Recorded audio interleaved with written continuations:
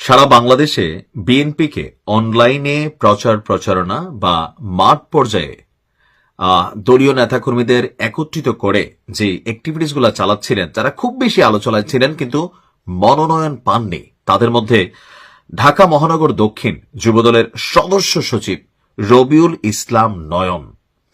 এত পরিমাণ প্রোগ্রাম তিনি করেছেন, লাগারে লাগা ধান লাগা থেকে শুরু করে বিভিন্ন জায়গায়, মানে আপনার হিন্দুদের সাথেও তার কমিউনিকেশন বা তার যে নির্বাচনী প্রচার প্রচারণা বা তারেক রহমানের সাথে ওনার যে হট রিলেশন ছিল, সেখান থেকে এটা সবাই বিশ্বাস করেছিল যে রবিউল হাসান নয়ন তিনি মনোনয়ন পাবেন। কিন্তু সবাইকে অবাক করে দিয়ে রবিউল হাসান নয়নকে মনোনয়ন দেওয়া হয়নি। গতকালকে কেন দেওয়া হয়নি সেটাও আপনাদেরকে বলেছি যে ওই আসনে বিএনপির আরেক প্রথিতযশা যিনি রাজনীতিবিদ আছেন নিতাই রায়, বয়স্ক মানুষ, দীর্ঘদিন রাজনীতি করেছেন, তো সবকিছু বিচার বিবেচনা করে নয়ন যেহেতু হঠাৎ করে আপনার মানে কি বলে যে সরব হয়েছে, যেহেতু দীর্ঘদিন বিএনপির রাজনীতি বন্ধ ছিল, তো সেই ক্ষেত্রে ইয়াং এজের ক্যারেক্টার বিএনপি যেটা মনে করলো যে নিতাই রায়কে এবার দেওয়া উচিত, এইবারের হকটা নিতাই রায়ের, আগামীবার নয়ন পাবে। এখন নয়ন যখন মনোনয়ন পেল না, তার সমর্থকরা কিন্তু একটু ফেসবুকে, অনলাইনে, অফলাইনে আলোচনা, সমালোচনা এবং দলীয় সিদ্ধান্ত নিয়ে কিন্তু তারা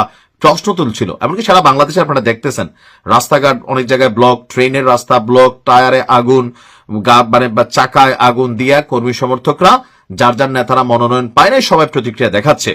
অনেক জায়গায় নেতারা পর্যন্ত কোন রকম চুপচাপ আছে, কর্মীদেরকে ছাইরা দিয়ে রাখছে। বাট নয়ন যে কাজটা করছে, এটা বিউটি অফ পলিটিক্স, এটা হচ্ছে চেইন অফ কমান্ড, এটাকে রেসপেক্ট করা। কারণ নয়ন যদি ডাক দিত রাইট নাও নারায়ণগঞ্জের জাকির, আমি জানি না যে উনি মনোনয়ন চাইছেন কিনা, ওনার এটা আমি এখনো ক্লিয়ার না, তো নারায়ণগঞ্জের জাকিরও পায় না, এদিকে রবিউল হাসান নয়নও পায় নাই। ইভেন তাদের যে কর্মী সংখ্যা, এইটা এই মুহূর্তে হিউজ একটা পপুলারিটি তাদের আছে। সো এক ডাকে লক্ষ কর্মী কিন্তু মাঠে নামানোর ক্যাপাসিটি আপনার এই নয়নের আছে। তবে নয়ন যে কাজটা করছেন, ইয়াং এইজের একজন রাজনীতিবিদ হয়ে, বর্ষিয়ান অনেক রাজনীতিবিদ তারা কিন্তু কর্মী সমর্থকদের বিরুদ্ধে বা কর্মী সমর্থকদেরকে শান্ত করতে অনেকে এই কাজটা করেন নাই। তবে নয়নের এই সিদ্ধান্তে আমি জানি যে জনাব তারেক রহমান অবাক হয়েছেন, অথবা তিনি জানতেন, ওই কনফিডেন্স থেকেই তিনি হয়তো নয়নকে মনোনয়ন দেন নাই। তবে তার জিনিসটা প্রশংসনীয়। এখন মনোনয়ন না পাওয়ার পরে যখন ফেসবুকে আলোচনা সমালোচনা চলছে, পক্ষে বিপক্ষে আলোচনা সমালোচনা চলছে, তো তখন আপনার এই কি বলা যে নয়ন মাগুরা 2 আসনে যিনি প্রার্থী ছিলেন, দলটির ভাইস চেয়ারম্যান নিতাই রায় চৌধুরী যখন সেখানে মনোনয়ন পেয়েছেন, নিজের ফেসবুক আইডিতে দলীয় যারা সমর্থক আছেন তাদের জন্য তিনি একটা বার্তা দিয়েছেন, খুব সুন্দর।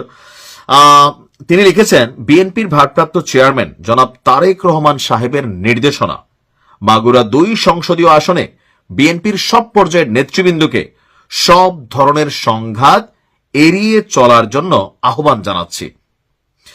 কেউ বিশৃঙ্খলা করে ধানের শীষের ক্ষতি করবেন না, ধানের শীষ আমাদের অস্তিত্ব। মানে তিনি তার নেতাকর্মীদের বলতেছেন, ছোটখাটো যে বিক্ষোভ টিক্ষোভ হচ্ছে বা ফেসবুকে লেখালেখি হচ্ছে, এরকম কোনো কিছুই করা যাবে না। কারণ দিন শেষে এগুলা করলে কি হবে? আপনি কার বিরুদ্ধে লিখতেছেন? বিএনপির আরেকজন নেতার বিরুদ্ধে আপনি লিখতেছেন। আপনি কার গালে গালে মারতে চাচ্ছেন? বিএনপির আরেকজন নেতার বিরুদ্ধে করতেছেন। আপনি রাজপথে অবরোধ করতেছেন কার জন্য? আপনি বিএনপির সিদ্ধান্তের বিপরীতেই এই কিন্তু অস্তিত্ব যেগুলা দেখাচ্ছেন, পাবলিক বিগড়াচ্ছে কম বেশি, পাবলিক এগুলা পছন্দ করতেছে না। ওই যে গান ভাইরাল হচ্ছে, তুরা তুরাই কামড়া কামড়ি কর, তো এগুলাতে কি হচ্ছে? এগুলা করে কি কোনো লাভ হবে? না, এইটা করে কোনো লাভ হবে না, বরঞ্চ দল পানিশমেন্ট দিচ্ছে যারা এই ধরনের কর্মকাণ্ড করতেছেন। চট্টগ্রামে 4 জনকে বহিষ্কার করছেন, হয়তো আগামী 2-3 দিনে অনেক জায়গায় বহিষ্কার হবে। সো নয়ন আসলে ওই জায়গাটাই মেনশন করছেন যে কেউ বিশৃঙ্খলা করে ধানের শীষের ক্ষতি করবেন না, ধানের শীষ আমাদের অস্তিত্ব। জেলা থেকে ওয়ার্ড পর্যন্ত সব জায়গায় সক্রিয় ভূমিকা পাশাপাশি করবেন। আর কি বলা যে মাগুরার মোহাম্মদপুর উপজেলার নহাটা ইউনিয়নের পানিঘাটা গ্রামের আক্কাস শেখের ছেলে রবিউল ইসলাম নয়ন ছাত্রজীবন থেকে রাজনীতির সঙ্গে যুক্ত। তিনি ঢাকা মহানগর উত্তর ছাত্রদলের 47 নম্বর ওয়ার্ডের যুগ্ম আহ্বায়ক থেকে শুরু করে মহানগর দক্ষিণ যুবদলের সদস্য সচিব পদ পর্যন্ত পৌঁছে যান। আর যতটুকু দেখছি তার সম্পর্কে বিগত সরকারের আমলে পুলিশের নির্যাতন হওয়া, তিনি নির্যাতন বরণ করেছেন, প্লাস সাহসী নেতৃত্ব, দলীয় ত্যাগের জন্য পরিচিত মুখ। নয়ন যে স্টাইলে এই কথাগুলো বলছে, আমার মনে হয় যারা বিএনপির মনোনয়ন পাননি আপনাদের একই স্টাইল অনুসরণ করা উচিত, কারণ নির্বাচনটা কিন্তু হাড্ডাহাড্ডি হবে। এখন অনেকে হয়তো এটা আইডিয়া করতে পারতেছেন না। ভালো থাকুন। আসসালামু আলাইকুম।